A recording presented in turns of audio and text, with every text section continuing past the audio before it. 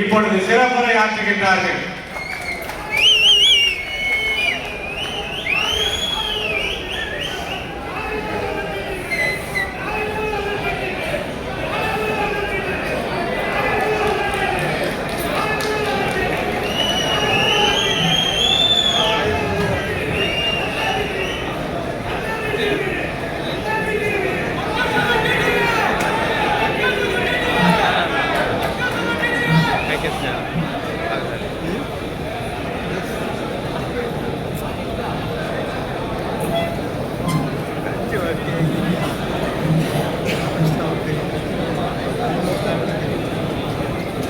முதலில் எல்லோருக்கும் எனது ஆங்கில புத்தாண்டு நல்வாழ்த்துக்களையும் தைப்பொங்கல் வாழ்த்துக்களையும் தெரிவித்துக் கொள்கின்றேன்.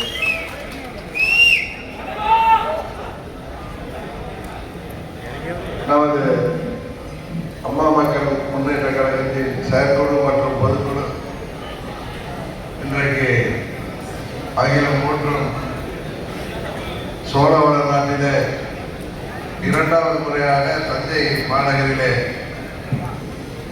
நடைபெற்றுக் கொண்டிருக்கின்ற இந்த கூட்டத்திற்கு தலைமையேற்றிருக்கின்ற கழகத்தின் தலைவர் அவர்களே, துணைத் தலைவர் அவர்களே, துணை பொதுச் செயலாளர்களே, பொருளாளர் அவர்களே, தலைமை நிலைய செயலாளர்களே, தேர்தல் பிரிவு செயலாளர்களே, கொள்கை பரப்பு செயலாளர் அவர்களே, அமைப்பு செயலாளர்களே, கழகத்தின் சார்பணியின் செயலாளர்களே, வருகை புரிந்திருக்கின்ற 88 மாவட்ட கழக செயலாளர்களே மற்றும் வருகை புரிந்திருக்கின்ற கழகத்தின் செயற்குழு மற்றும் பொதுக்குழு உறுப்பினர்களே, சிறப்பு அழைப்பாளர்களே, உங்கள் அனைவருக்கும் முதற்கண் எனது வணக்கத்தை இந்த நேரத்திலே தெரிவித்துக் கொள்கின்றேன். எப்படி 1 மணிக்கு என்கிட்ட மைக்கை கொடுத்தா எல்லாரும் பேசி சாப்பிட்டுட்டு போறதுக்கு தமிழ்நாடு முழுவதும் பல்வேறு ஊர்களிலிருந்து செயற்குழுவில் 247 பேர்ல 147 பேர்ல நமது திருப்பத்தூர் மாவட்ட கழக செயலாளர் தம்பி ஞானசேகரன் உடல்நிலை சரியில்லாததால் அவர் ஒட்டி தான் வரல. 146 பேர் இங்க வந்திருக்கீங்க. அதுபோல பொதுக்குழுவில கிட்டத்தட்ட 91% பேர் வருகை புரிந்திருக்கிறீர்கள். இங்கே இன்முகத்தோடு சகோதர சகோதரிகள், நான் வந்து நீங்க 10 அதற்கு முன்பு 8 மணியில நீங்க வந்திருப்பீங்க. யாருமே சோர்வு இல்லாமல் இன்முகத்தோடு எனக்கு முன்னாலே பேசிய கழக முன்னோடிகளின் பேச்சையும் சரி, கழகத்தின் 18 தீர்மானங்களும் சரி குறிப்பாக கவனித்து அதற்கு ஆதரவு அளிக்கின்ற விதமாக கைத்தட்டலை செய்தீர்கள். ஆனால் போனை எடுத்து பார்த்த சில மெசேஜ்லாம் நமது 18 தீர்மானங்களை பல்வேறு தொலைக்காட்சிகள் அவர்களுக்கு வேண்டியது போல அதை அவங்க இந்த கூட்டணிக்கு செல்லும், இந்த கூட்டணிக்கு செல்லாது, இதை அவர்கள் கண்டித்திருக்கிறார்கள், அதை கண்டித்திருக்கிறார்கள் என்றால் அவர்கள் விருப்பப்படி இல்லை அவர்கள் புரிந்து கொள்வதபடி அதை வெளிப்படுத்தியிருக்கிறார்கள். உண்மையிலே நாம் யாரும் ஊடக வெளிச்சத்திற்காகவோ, சில பேர் ஊடகத்தில் சொல்றது போல ஊடகத்தை வெளிச்சத்திற்காக நாம் எதையும் நிறைவேற்றவில்லை. முன்னேற்ற கழகம் என்கிற இந்த அம்மாவின் திருப்பெயரை கொடியிலும் பெயரிலும் அம்மாவின் திருவுருவத்தை, அந்த கம்பீரமான திருவுருவத்தை கொடியிலும் ஏந்திருக்கின்ற அம்மா மக்கள் முன்னேற்ற கழகம் தமிழ்நாட்டு மக்களின் நலன் கருதி இந்த தீர்மானங்களை நிறைவேற்றி இருக்கிறோம். குறிப்பாக திருப்பரங்குன்றம் அந்த தெய்வ திருவிழா பற்றிய தீர்மானத்தின் பொழுது பெரும்பாலான உறுப்பினர்கள் கைதட்டி ஆதரித்தீர்கள். காரணம், நமது நிலைப்பாடு என்பது எந்த ஒரு கட்சிக்கு எதிரானதல்ல, எந்த ஒரு அமைப்புக்கும் எதிரானதல்ல. தமிழ்நாடு அமைதி பூங்காவாக திகழ்ந்து வருகிறது. தொடர்ந்து அது என்றென்றைக்கும் இருக்க வேண்டும். நமது வழிகாட்டிகளான சமூக நீதி போராளி பகுத்தறிவு கணவன் தந்தை பெரியார் அவர்களின் வரியிலே வந்தவர்கள் நாம். சில தலைவர்கள் தாயகத்திற்காக உழைப்பவர்கள், சில தலைவர்கள் தாய்மொழிக்காக உழைத்தவர்கள். ஆனால் நாம் பெரிதும் போற்றுகின்ற பேரறிஞர் அண்ணா அவர்கள் தாய் நாட்டிற்காகவும் தாய் மொழிக்காகவும் இறுதி மூச்சு வரை பாடுபட்டவர். அவர் வழி வந்தவர்கள் நாம். ஈகை குணத்திற்கு பெயர் பெற்ற ஏழைகளுக்காகவே வாழ்ந்து ஏழைகளுக்காகவே பொற்கால ஆட்சி தந்த புரட்சி தலைவர் எம்ஜிஆர் அவர்களின் வழிவந்தவர்கள் நாம்.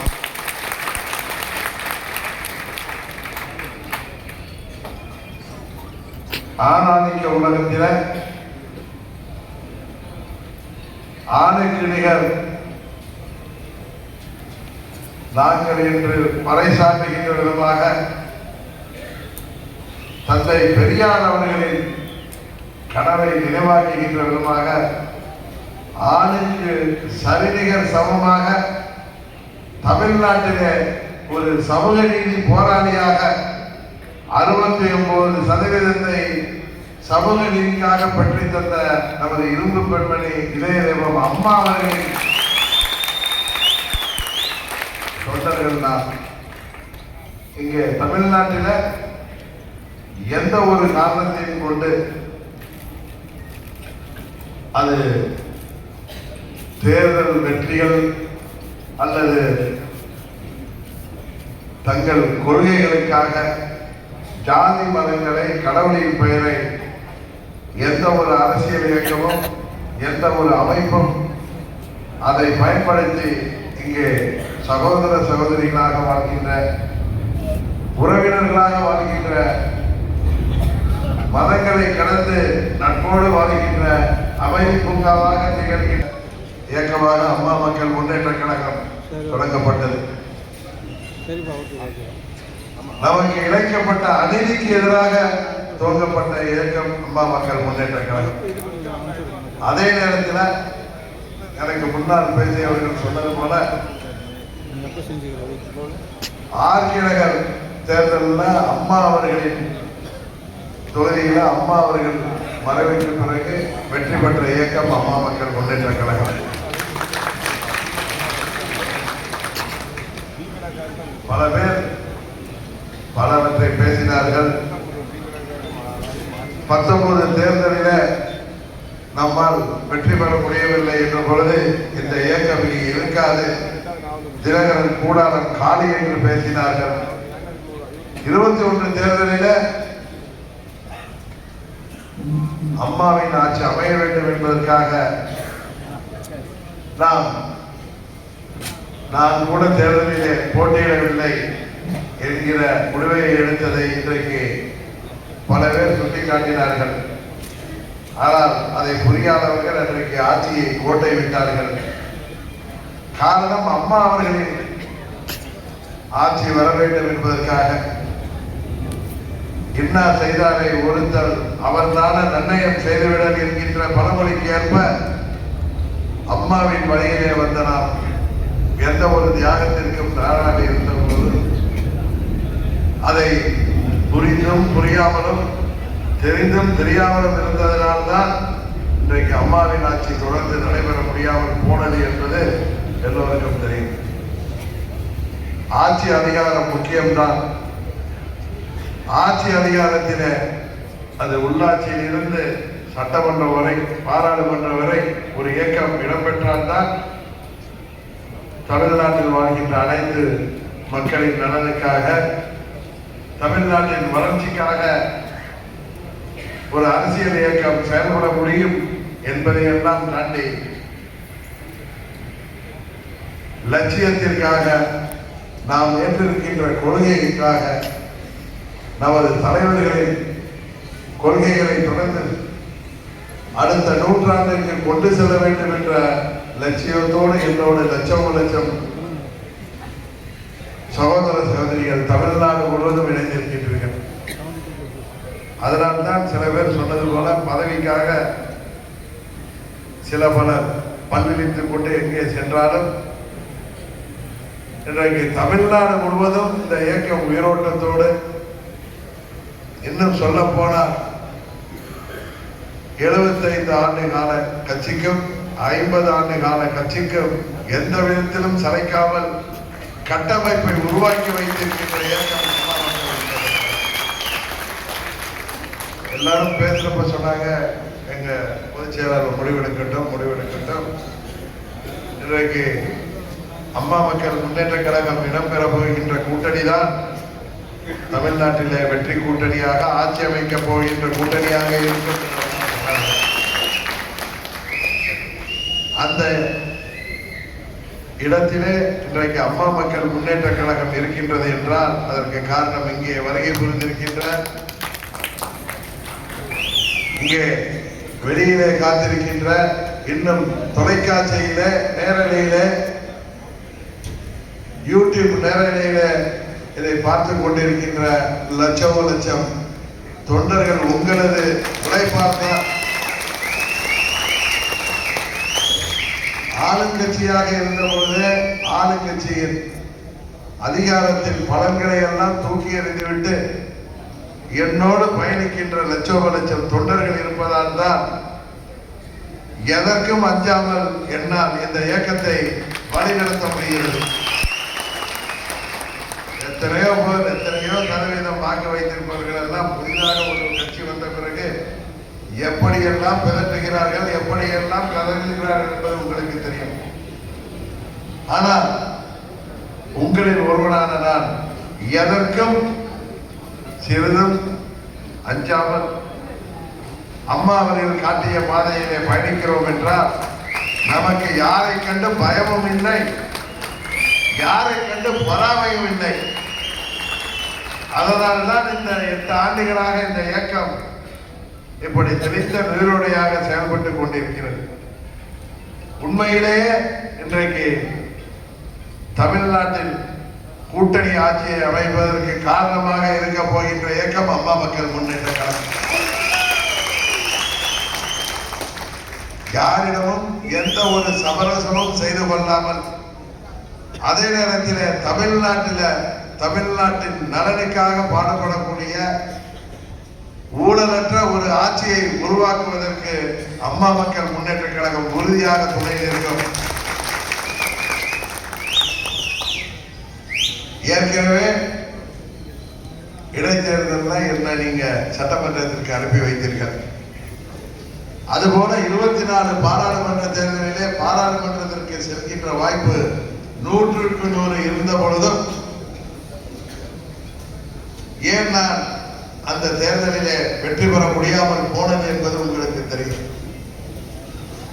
ஓட்டுக்கு பணம் கொடுக்கின்ற கேஷ்பார் ஓட்டு என்கிற நான் செயல்படுத்த மாட்டேன் என்ற முடிவெடுத்த காரணத்தினால்தான் பாராளுமன்றம் சொன்னார்கள். எதிரணியில உள்ளவங்க கூட நீங்க பாராளுமன்றத்திற்கு சென்றிருக்கணும், நீங்கள் அமைச்சராக இருப்பீர்கள், இங்கே தமிழ்நாட்டிலே பெரிய மாற்றத்தை கொண்டு வந்திருக்கலாம் என்று. நான் அதை அப்படி பார்க்கவில்லை. உண்மையிலேயே 26 தேர்தலில் உறுதியாக அம்மா மக்கள் முன்னேற்ற கழகம் சட்டமன்றத்திற்கு ஆளுங்கட்சியாக செல்ல இருக்கிறது என்பதுதான்.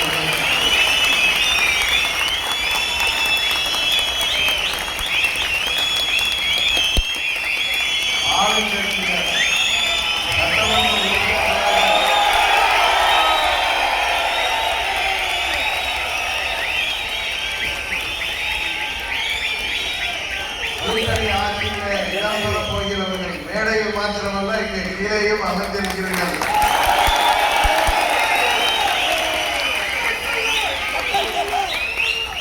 செயற்குழு உறுப்பினர்களாக மாத்திரமல்ல பொதுக்குழு உறுப்பினர்களாகவும் இங்கே அமர்ந்திருக்கிறீர்கள் என்பதுதான் உண்மை. 21 தேர்தலிலே போட்டியிட்டவர்கள் மேலேயும் அமர்ந்திருக்கிறார்கள், இங்கே கீழேயும் அமர்ந்திருக்கிறார்கள்.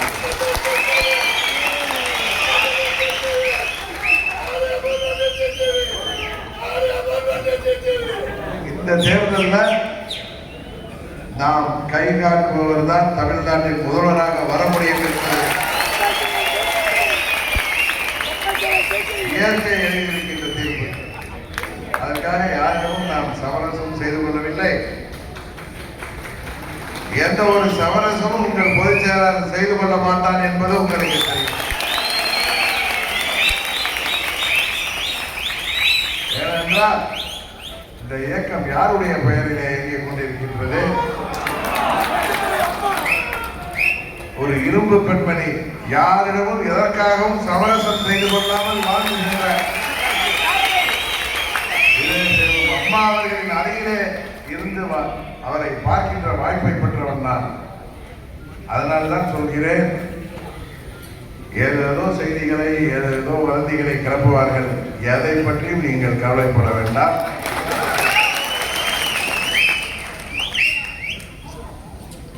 நமது உயரம் நமக்கு தெரியும். நாம் நீங்கள் எதிர்பார்க்கின்ற அளவிற்கு எனக்கு தெரியும். உங்கள் மன ஓட்டம் எனக்கு தெரியும். கூட்டணிய சீட்டுகளை பெற்று உறுதியாக அதில் 80% மேல் வெற்றி பெற்று சட்டமன்றத்திற்கு தமிழ்நாட்டு மக்கள் நம்மை அனுப்ப இருக்கிறார்கள். இந்த பொதுக்குழு தேர்தலுக்கு முன்பு எப்படி 21 அன்றைக்கு வீடியோ கான்பரன்ஸ்ல நடத்தினோம். இன்றைக்கு உங்களை எல்லாம் நேரடியாக இங்கே சந்திக்கின்ற வாய்ப்பு கிடைத்திருக்கிறது. தேர்தலுக்கு தயாராகுங்கள். ஏற்கனவே தயாராகி விட்டீர்கள் என்பது எனக்கு தெரியும். கூட்டணி பற்றியெல்லாம் நீங்கள் யாரும் எந்தவித கவலைப்பட வேண்டாம்.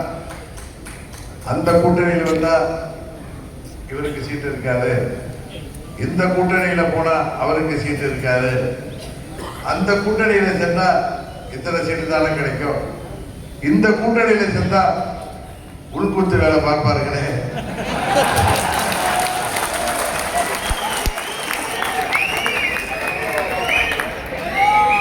இந்த கூட்டணிக்கு சென்றால் நன்றாக இருக்குமே. தேர்தல் நேரத்தில் யார் எதிரி, யார் துரோகி, யார் நண்பன் என்பதெல்லாம் எனக்கு கண்களுக்கு தெரியாது. தமிழ்நாட்டில் எந்த ஆட்சி அமைந்தால் தமிழ்நாட்டிற்கு நல்லதோ அதை செய்துவிடுவதற்கு என் மீது நம்பிக்கை வைத்து நீங்கள் எனக்கு அதிகாரத்தை கொடுத்திருக்கிறீர்கள். உறுதியாக அம்மா மக்கள் முன்னேற்ற கழகம் கௌரவமான இடங்களை பெற்று ஆட்சி அமைப்போம், கூட்டணியில் ஆட்சி அமைப்போம். அதிலே அம்மா மக்கள் முன்னேற்ற கழகத்தை சேர்ந்தவர்கள் உறுதியாக அமைச்சர்களாக இடம்பெறுகிறார்கள்.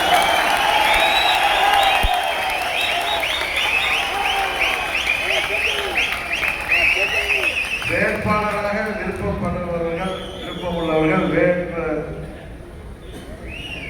என்னிடம் ஏற்கனவே கிட்டத்தட்ட 3000 பேருக்கு மேல் விருப்பம் தெரிவித்து தலைமை கழகத்திலே மனு தாக்கல் செய்திருக்கிறீர்கள்.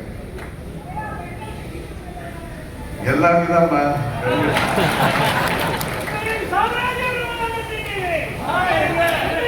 உறுதியாக இன்னைக்கு திருமண வாசிச்சப்பே 3 சகோதரிகள் வாசிச்சாங்க. பாத்தீங்களா இல்லையா? மேடையில யாரெல்லாம் பேசினாங்கன்னு பாத்தீங்க. கிட்டத்தட்ட ஆண்களுக்கு நேராக சகோதரிகள் பேசினாங்க. தீர்மானத்திலையும் 3 சகோதரிகளை ஆண்களுக்கு நிகராக தீர்மானங்கள் வாசித்தாங்க. முக்கியமான தீர்மானங்களை வாசிச்சாங்க. நமது இளம்பெண்கள் பாசறை செயலாளர் பேசும் பொழுதுதான் அந்த திருப்பரங்குன்ற தீர்மானமே வந்தது. இந்த மெடிக்கல் பாணியில கைகள் ஆரம்பிச்சாங்க.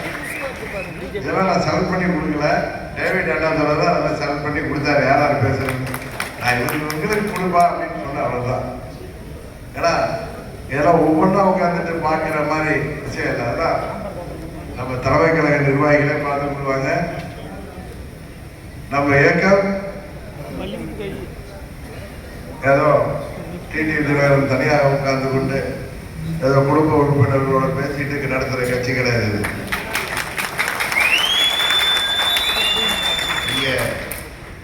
இங்க வந்திருக்கிற பொதுக்குழு, செயற்குழு மற்றும் இங்க உள்ள தொண்டர்கள் தான் நமது குடும்பம். உங்களுக்கு தெரியும், இங்க எந்த ஒரு நிர்வாகி நியமனமும் நானாக செய்தது கிடையாது. உங்களுக்கு தெரியும், இங்க வந்திருக்கிறவங்க எல்லாரும் கலந்து பேசி ஒன்றிய செயலாளர்கள், பெருநகராட்சி செயலாளர்கள், நகராட்சி செயலாளர்கள், மாநகராட்சி செயலாளர்கள், மாவட்ட செயலாளர்கள், அமைப்பு செயலாளர்கள், பிற அணி செயலாளர்கள், அதற்கு பிறகு அதையும் தாண்டி மண்டல பொறுப்பாளர்கள் என்று பல அடுக்கு பல பேர் அமர்ந்து தீவிர ஆலோசித்துத்தான் பல பேர் இங்கே நிர்வாகிகளாக வந்திருக்கிறீர்கள். யாரோ ஒரு சில பேர் விடுபட்டிருக்கலாம். அவர்களுக்கும் உரிய நேரத்தில் ஒரு பதவி வரும். நான் கூட சகோதரி திருப்பூர் விசலாட்சி அவர்களிடம் சொல்றேன். அவர் எனக்கு நன்கு தெரிந்த ஒரு மூத்த நிர்வாகி. பல முறை அவர் எனக்கு மாவட்ட செயலாளர் வேண்டும் என்று கேட்டப்பெல்லாம் அவர்கிட்ட ஜனாவுக்கு சொல்லுவார், you are my Trump card. திருப்பூர்ல எப்போ யூஸ் பண்ணணுமோ அப்போ அவங்க யூஸ் பண்ணுவேன்னு சொன்னார். சரியான நேரத்தில் அவர்களுக்கு பதவி கொடுத்திருக்கார். அதுபோலதான் அண்ணன் சண்முகவேல் அவர்களும், அவருக்கு முன்பு யாராரோ மண்டல பொறுப்பாளர் இருந்தாங்க. எனக்கு தெரிய எப்போ அவர் மண்டல பொறுப்பாளராக வேண்டுமோ அன்றையிலிருந்து இன்று வரை ஒரு மூத்த நிர்வாகியாக அவர் அந்த பங்கு மண்டலத்தில் செயல்பட்டு கொண்டிருக்கிறார். அதுபோல்தான் ஏனாதானம் என்று யாரும் நியமிக்கப்படுவதில்லை. சில பேர் சுயநலத்தால் சுயலாபத்திற்காக நாங்கள் முன்னால் பேசியவர்கள் சொன்னது போல பள்ளியிலிருந்து கொண்டு எங்கே போனால் நம்ம அதுக்காக என்ன பண்ண முடியும்? இன்றைக்கு எங்கே சென்றவர்களும் இன்றைக்கு நாம் அவர்களோடு வர வேண்டும் என்று நம்ம எதிர்பார்த்து கொண்டிருக்கின்ற கால சூழ்நிலையை புரட்சி தலைவர் அவர்களும் புரட்சி தலைவி அம்மா அவர்களும் உருவாக்கி வைத்திருக்கிறார்கள். அதனாலதான் சொல்றேன், கௌரவமான இடங்களை பெறுகின்ற, கூட்டணியில அங்கம் வகிக்கின்ற, ஆட்சி அதிகாரத்திலே பங்கு பெறுகின்ற கூட்டணிக்கு தான் நாம் செல்ல இருக்கிறோம்.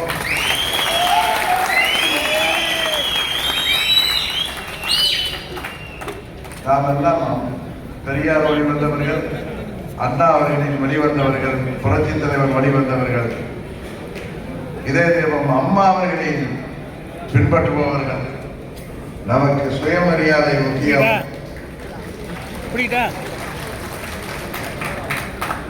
அதை இழந்துவிட்டு எங்கும் நாம் செல்ல மாட்டோம். இந்த இயக்கத்தின் சிறப்பை அதுதான். 8 ஆண்டுகளாக எத்தனையோ சோதனைகளை எல்லாம் தாண்டி நாம் கடந்து வந்திருக்கிறோம். எத்தனையோ பேர் நம் முதுகிலே குத்திருக்கிறார்கள், அதையெல்லாம் கடந்து வந்திருக்கிறோம்.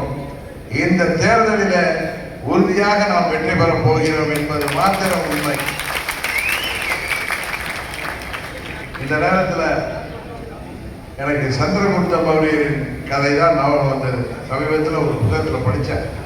சந்திரகுப்த மௌரியரை பற்றி பாட புத்தகங்களில் படிச்சிருக்கிறோம். ஆனால் அவரை பற்றி ஒரு கருத்தை அழகாக ஒருவர் பதிவிட்டிருந்தார்.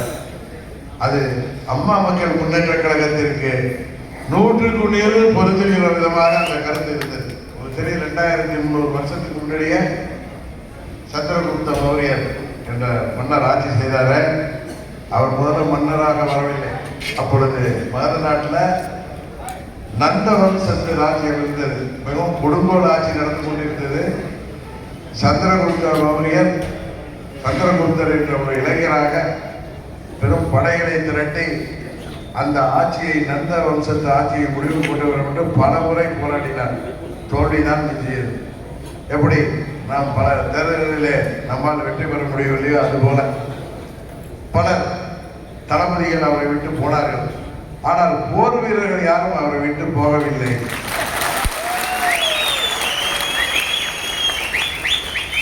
கிட்டத்தட்ட 7-8 ஆண்டுகள் போராடி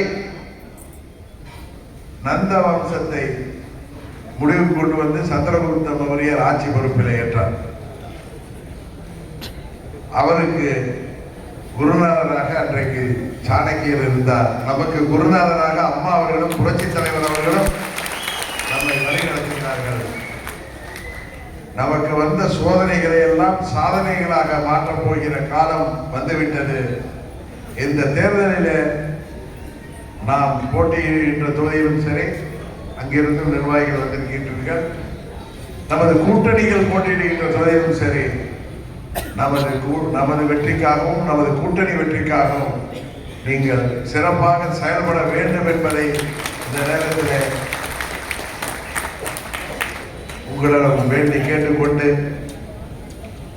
ஊடகங்களில் வந்த செய்திகள் எல்லாம் எதுவும் பெருசாக எடுத்துக்காதீங்க. அவங்க பரபரப்பாக இருக்கிறது ஏதாவது போட்டுட்டு இருப்பாங்க.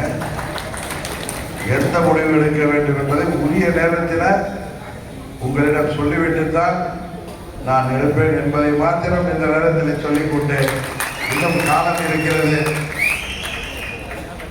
தேர்தலுக்கு வேண்டுமானால் 60-70 நாட்கள் இருக்கலாம். முடிவெடுக்க இன்னும் 30 நாட்கள் உறுதியாக இருக்கிறது.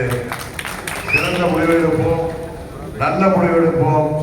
அம்மா மக்கள் முன்னேற்ற கழகத்தின் நலனுக்கும் தமிழ்நாட்டின் நலனுக்கும் என்ற முடிவை உறுதியாக எடுப்போம் என்பதை மாத்திரம் இந்த நேரத்திலே சொல்லி, உங்கள் அனைவருக்கும் தஞ்சாவூர் அறுசுவை உணர்வு தயாராக இருக்கின்றது. அனைவரும் உணவுக்கு பின் பல்வேறு பகுதியிலிருந்து வந்திருப்பவர்கள் பாதுகாப்பாக அவரவர் ஊர்களுக்கு செல்ல வேண்டும் என்பதை பணிவன்போடு கேட்டு வாய்ப்புக்கு நன்றி சொல்லி விடைபெறுகிறேன்.